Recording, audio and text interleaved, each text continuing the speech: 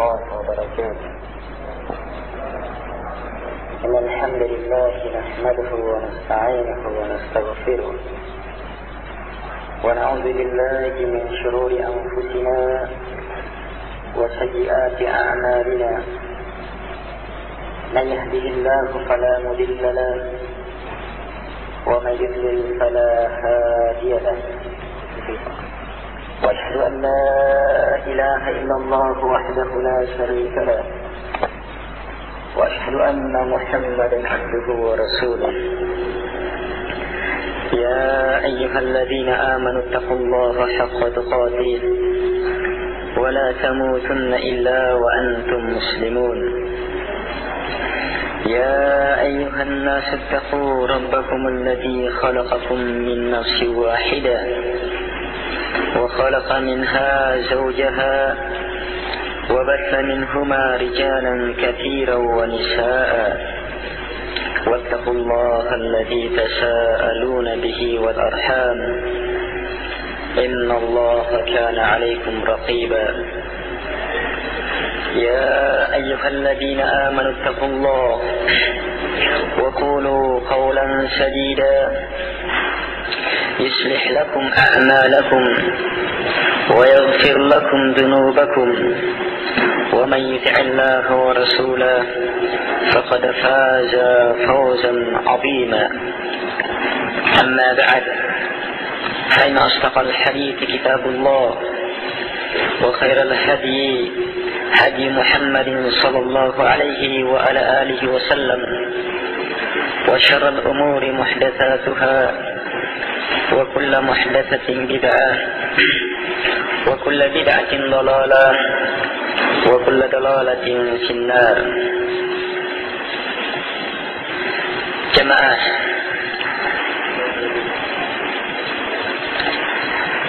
Dora yang sama dimuliakan oleh Allah Subhanahu wa taala. Kita bersyukur kepada Allah Subhanahu wa taala yang telah dan terus memberikan kepada kita kenikmatan-kenikmatan, yang terus mencurahkan kepada kita kebaikan-kebaikannya, yang terus melimpahkan kepada kita keutamaan-keutamaannya. Nikmat Allah, keutamaan Allah, kebaikan-kebaikan Allah Subhanahu wa taala yang Allah telah curahkan dan terus Allah curahkan kepada kita sangat banyak jemaah, sangat besar, dan terus menerus kita rasakan ini. Tak sekejap pun kita lepas dari curahan rahmat Allah, tak sedetik pun kita lepas dari naungan kasih dari Allah Subhanahu wa taala. Sebab setiap saat, setiap detik kita rasakan kebaikan-kebaikan dari Allah Subhanahu wa taala. Karena itu jemaah sekalian, wajib bagi kita seluruhnya untuk selalu mengupayakan kesyukuran kepada Allah Subhanahu wa taala dengan kesyukuran yang sebenar-benarnya. Dengan kesyukuran yang sebenar-benarnya, bukan kesyukuran yang berbau politik, yang di dalamnya terdapat kedustaan,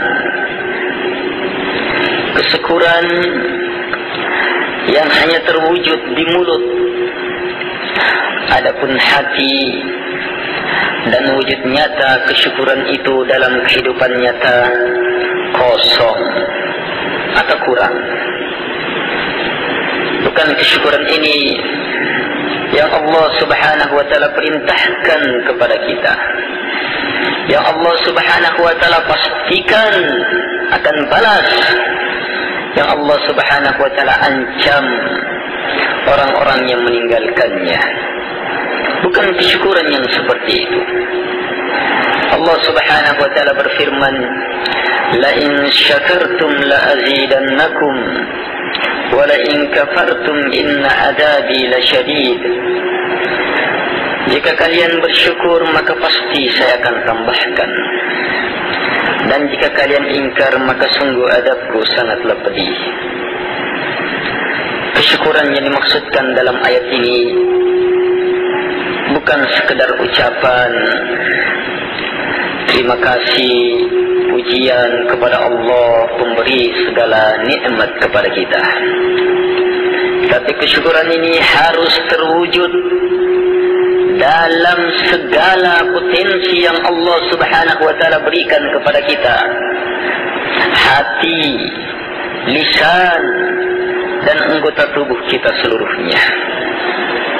Hati wajib menyadari bahawa semua nikmat dan tak ada satupun nikmat yang kita miliki dan yang dimiliki orang lain kecuali pasti datangnya dari Allah Subhanahu wa taala. Ini wajib teryakini, tertanam di dalam hati setiap orang. Allah Subhanahu wa taala berfirman, "Wa ma bikum min ni'matin faminallah." Dan tak ada satupun nikmat yang ada pada kalian kecuali pasti datangnya dari Allah Subhanahu wa taala. Tak ada satupun jemaah, satupun nikmat yang ada pada kalian kecuali pasti dari Allah Subhanahu wa taala. Hanya cara datangnya yang bermacam-macam, yang disesuaikan dengan ketentuan, hikmah dan keadilan Allah Subhanahu wa taala. Kadang datang melalui warisan, kadang datang melalui usaha, kadang datang melalui pemberian orang, kadang datang secara tiba-tiba, kadang datang dalam berbagai macam bentuk. Iya. Tapi yang wajib teryakini, yang wajib terpahami, yang wajib betul-betul tertanam dalam hati setiap orang, bahawa nikmat itu seluruhnya datangnya hanya dari Allah Subhanahu wa taala. Sebab Al-Mun'im, Al-Mun'im, Al-Haq, pemberi nikmat yang sebenarnya hanyalah Allah Subhanahu wa taala. Yang lain perantara. Sebab dan yang memilih mereka sebagai perantara hanyalah Allah Subhanahu wa taala pula. Ini kesyukuran pertama. Yang kedua, lisan, mulut bersyukur dengan cara banyak-banyak memuji, membesarkan, memuliakan dan mengagungkan Allah Subhanahu wa taala. Lisannya selalu basah dengan pujian, pembesaran, pengagungan kepada pemberi nikmat. Seperti kalau orang berbuat baik kepada kita, jemaah. Mulut itu luar biasa. Kalimat-kalimat indah yang keluar untuk dia yang telah melakukan kebaikan kepada dia. Ini kita pahami ini.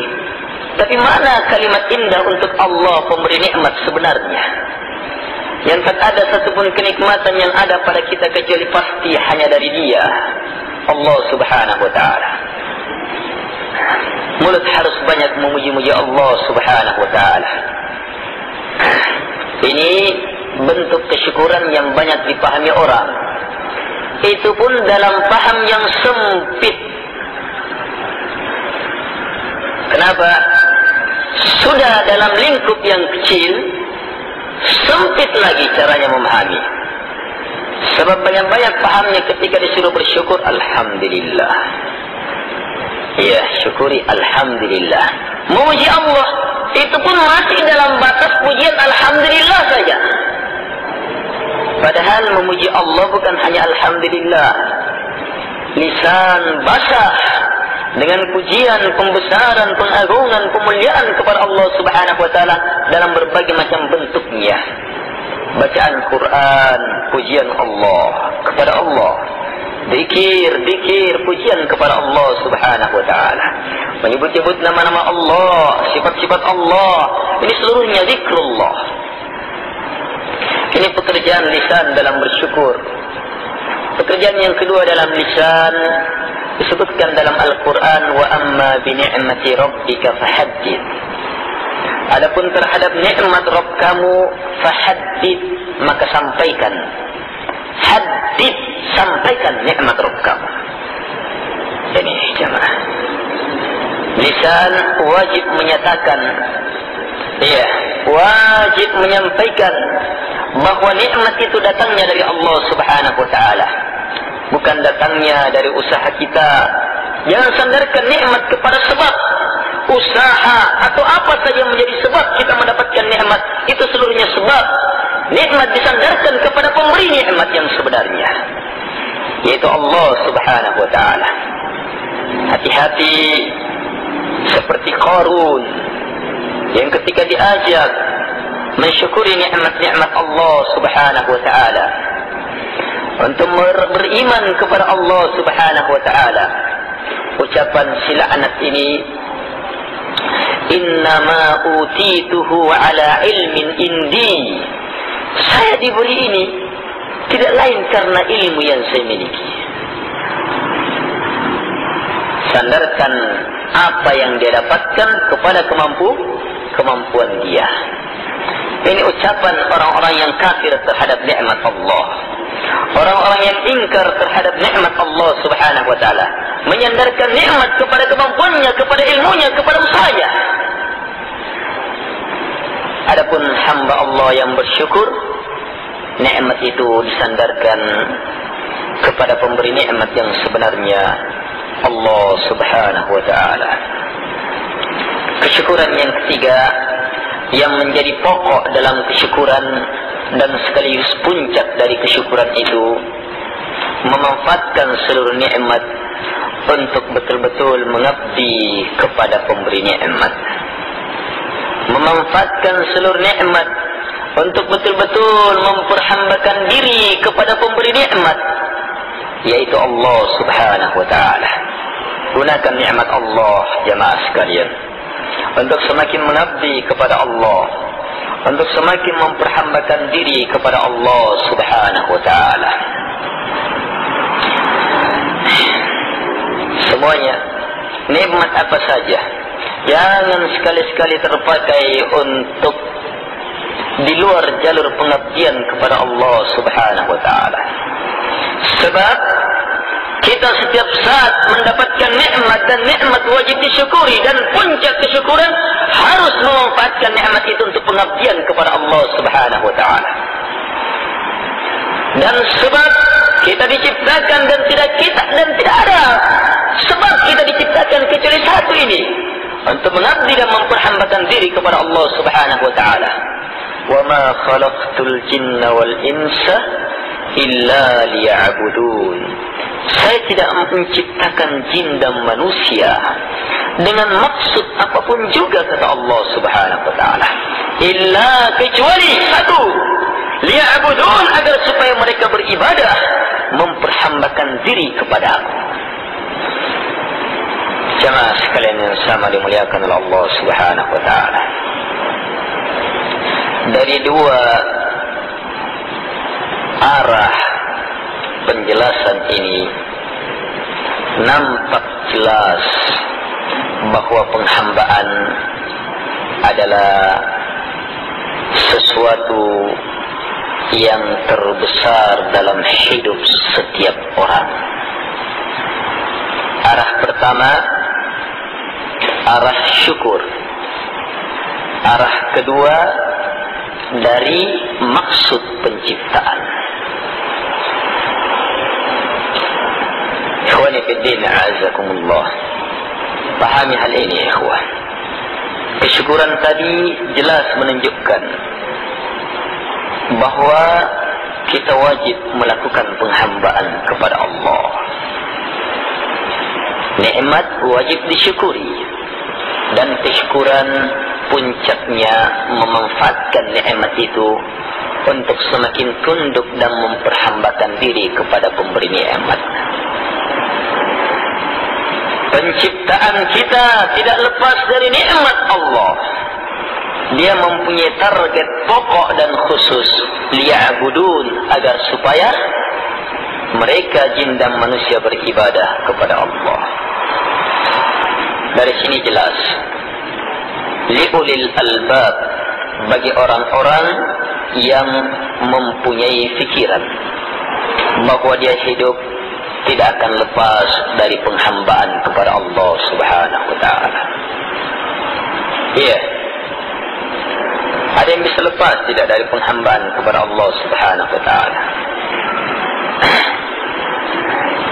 yang keluar dari ini, inilah hamba Allah Subhanahu wa ta'ala yang celaka, yang memanfaatkan nikmat keluar dari tujuan penghambaan dia, keluar dari maksud diberikan nikmat itu. Iya, ini hamba-hamba Allah Subhanahu wa ta'ala yang celaka. Bahkan Allah Subhanahu wa ta'ala dalam beberapa ayat menyatakan mereka bukan sebagai jin dan manusia lagi. Mereka disamakan seperti hewan ternak, bahkan lebih rendah. Ulaika kal an'ami bal hum adall. Ulaika kal an'ami bal hum adall. Mereka itu seperti hewan ternak, bahkan lebih rendah, lebih hina. Siapa mereka?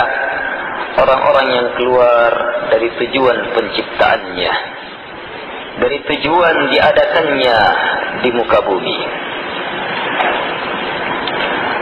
Jamaah sekalian yang sama dimuliakan oleh Allah Subhanahu wa ta'ala, penghambaan kepada Allah Subhanahu wa ta'ala adalah perkara yang sangat mendasar. Penghambaan inilah yang menjadi inti pembahasan dalam At-Tauhid. Iya, penghambaan inilah yang menjadi pusat pembahasan dalam At-Tauhid. Ikhwani fi din, a'azzakumullah.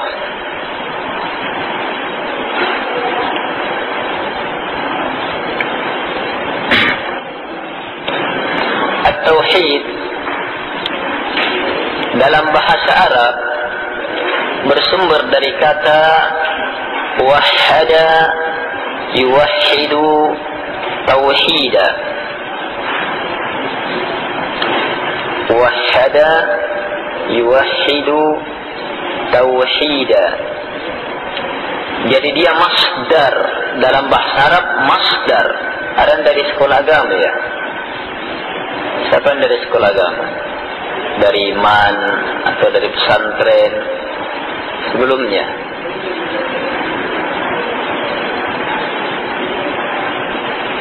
Ada ya? Baik. Jadi dia adalah masdar. Masdar itu kata dasar. Kata dasar dari kata kerja wahhada yuwahhidu.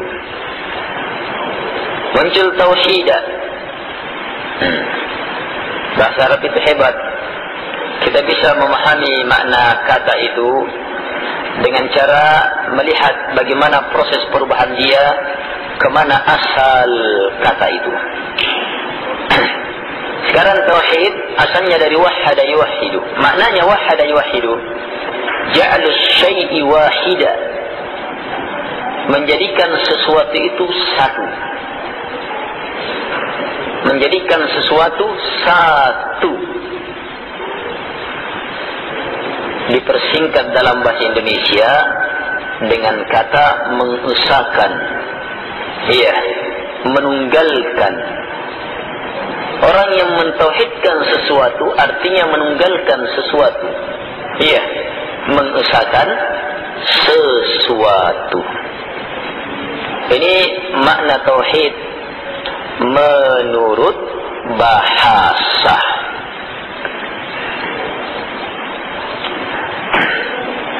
Dari asal bahasa ini kita nanti akan memahami lebih jauh bagaimana tauhid menurut tuntunan syariat. Tauhid menurut bahasa jelas tadi, menunggalkan sesuatu, menjadikan sesuatu itu satu saja. Iya, karena dipersingkat dengan kata mengesahkan atau menunggalkan. Baik. Upaya menunggalkan sesuatu itu hanya akan terjadi Kalau orang menolak dan menetapkan, menolak semua yang tidak ditetapkan dan menetapkan satu saja yang ditetapkan untuk ditunggalkan. Misalnya dari sisi bahasa ya, saya ingin tauhidkan lelaki dalam ruangan ini. Gimana caranya? Saya ingin satu saja dalam ruangan ini. Gimana caranya? Apa usaha antum? Ya, yang lainnya suruh keluar, tafadhal, keluar, tolak. Yang ditetapkan itu tidak disuruh keluar, dia tinggal dalam. Ya kan? Jadi ada yang ditolak, tolak semuanya selain dia, kemudian tetapkan dia di dalam. Iya, iya tidak? Apa mungkin kita lakukan penunggalan, menunggalkan dia, menjadikan dia satu-satunya orang dalam, satu-satunya lelaki dalam masjid, kalau tanpa usaha ini? Kita tunjuk saja sebenarnya, kamu, si Ahmad, kamu dalam masjid. Tapi tidak ada perintah lanjutan yang lainnya harus keluar. Iya, tidak ada usaha untuk mengeluarkan yang lainnya. Itu tidak bisa. Tidak bisa, bukan menunggalkan. Apalagi kalau menolak semuanya, tidak ada yang ditetapkan. Demikian pula sebaliknya, menolak, keluarkan semuanya, tapi tidak ada yang ditetapkan. Kosong malah. Iya. Ini at-tauhid menurut bahasa. Kesimpulannya ada dua hal pokok yang harus dipahami. Pertama, maknanya dia adalah menjadikan sesuatu satu. Yang kedua, caranya harus dua, menolak semua yang tidak ditetapkan dan menetapkan yang akan ditunggalkan. Iya, menolak dan menetapkan wajib harus ada kalau orang mau menunggalkan sesuatu.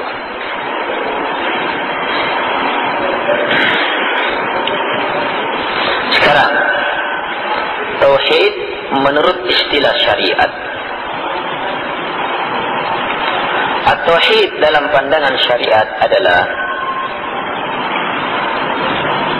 ifradullahi ta'ala fima yakhtassu bih min ar-rububiyyah wal uluhiyyah wal asma'i was sifat. Ini tauhid menurut istilah. Artinya mengesahkan Allah,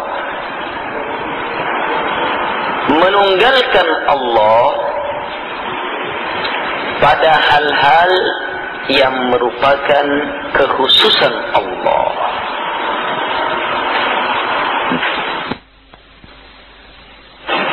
Hal-hal yang merupakan kekhususan Allah itu secara garis besar ada tiga.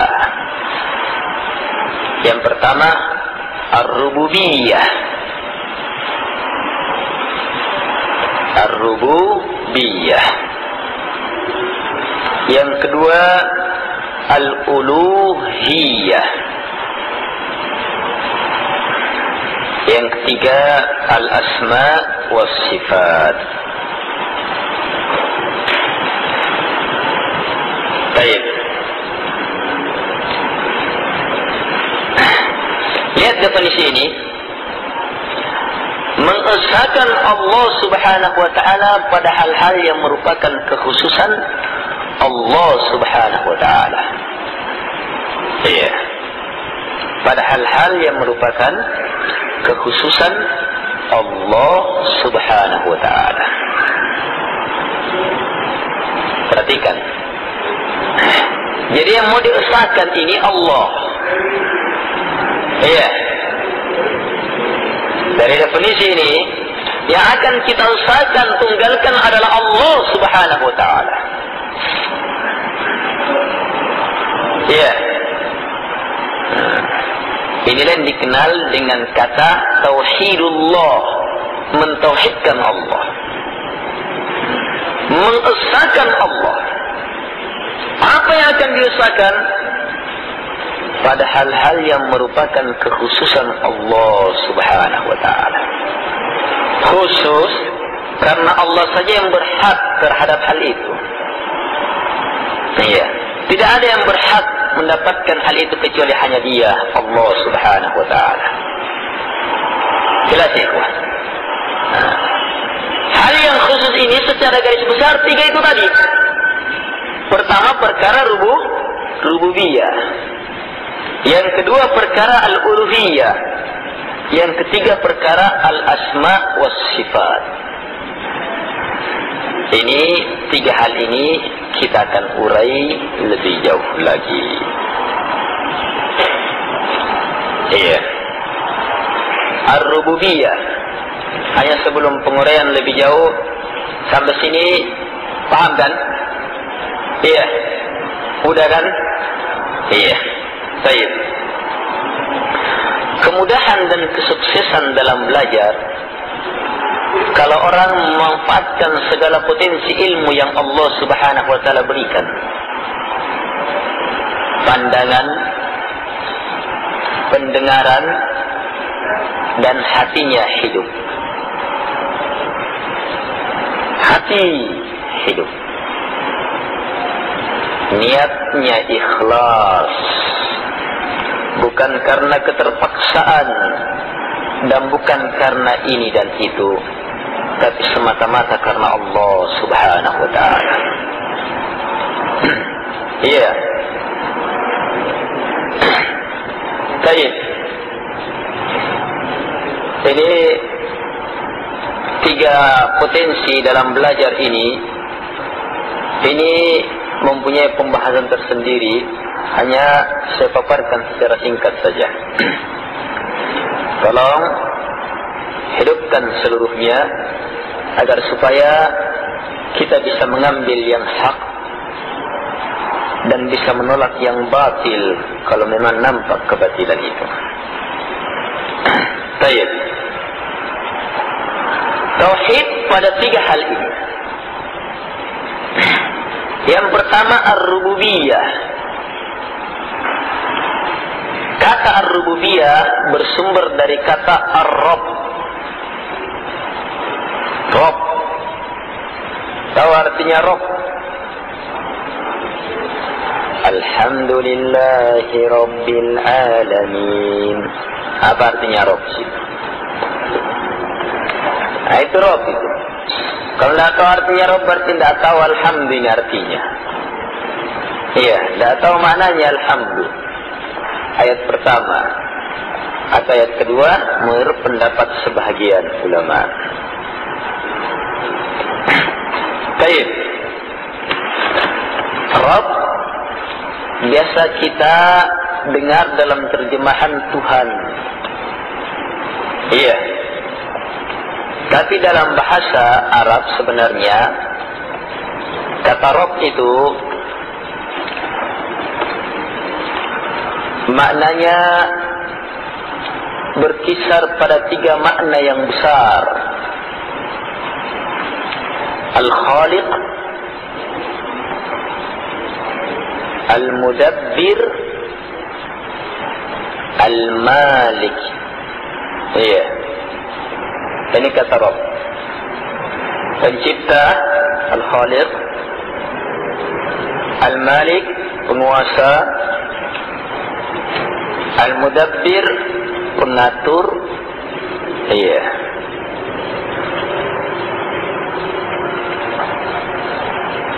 Al-Khaliq, pencipta, Al-Malik, penguasa, Al-Mudabbir, pengatur. Baik. Ikhwani fi din, a'azakumullah. Berarti kita yang ingin mentauhidkan Allah dalam rububiyah, artinya ingin menunggalkan Allah, bahwa Allah satu-satunya pencipta, penguasa dan pengatur. Iya, ini maksudnya. Tauhid ini dikenal dengan istilah tauhidur rububiyah. Mentauhidkan Allah dalam perkara rububiyah. Bahwa Allah pencipta, penguasa, pengatur alam semesta. Dalam kandungannya ini banyak. Pencipta saya, pencipta kalian. Ya kalau pencipta kan, uraiannya. Pencipta alam semesta, pencipta beserta isinya. Yang menciptakan malaikat, nabi dan rasul, Allah yang menciptakan semuanya. Allah penguasa yang menguasai alam semesta, menguasai isinya. Allah pengatur yang mengatur kita. Yang menurunkan hujan, menahan hujan. Mengatur angin, kejadian-kejadian di alam semesta, rezeki kita, lulus tidaknya kita, berhasil tidaknya kita, segala macam bentuk pengaturan, maka Allah lah pengaturnya. Pengatur yang sebenarnya Allah Subhanahu wa ta'ala. Ini jamaah sekalian, ini makna rububiyah. Bahwa Allah Subhanahu wa ta'ala Rabbnya alam semesta. Dalilnya Alhamdulillahi Rabbil Alamin. Alhamdulillah, segala pujian untuk Allah Rabbnya alam semesta. Iya, kita tetapkan dalam bacaan kita Allah Rabb alam semesta, artinya pencipta, penguasa, pengatur alam semesta. Ini uraiannya sangat dalam, tapi yang pokok yakini dulu ini, pahami dulu ini, yakini ini, bahwa Allah pencipta, penguasa alam semesta. Dan saya sangat yakin, semuanya yakin. Iya, ada yang ragu di sini? Allah pencipta, penguasa, pengatur alam semesta. Yang pertama ini, ada yang ragu? Masa kalau ada masa hangus itu nanti. Iya, kalau ada masa hangus nanti, berarti menghanguskan dia api neraka. Iya, yakin kan? Iya ikhwah, harus yakin ini. Kalau antum ragu di sini, berarti masih kalah dengan orang Yahudi dan Nasara. Bahkan masih kalah dengan orang-orang musyrikin. Tauhid ini masih diimani oleh orang Yahudi dan Nasara, dan bahkan oleh orang-orang musyrikin pada zaman Nabi. Yakin bahwa Allah pencipta, penguasa, pengatur alam semesta, itu masih diakui oleh orang-orang musyrikin. Kalau orang Muslim sendiri belum masih ragu, keislaman apa yang diandalkan? Apa yang dia mau andalkan? Kedudukannya sebagai ini dan sebagai itu. Iya, kedudukan apa yang mau diandalkan? Kalau ini saja masih ragu.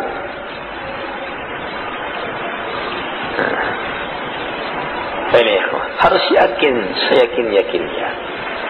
Kalau orang Muslim itu dalam perkara rububiyah, kehebatan dia itu terlihat dalam ayat pertama atau ayat yang kedua dalam Al-Fatihah.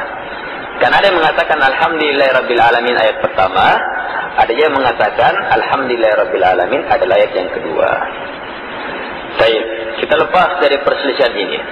Bagaimana prinsip orang beriman dalam rububiyatullah? Mereka mengatakan Alhamdulillah. Sampai ke situ.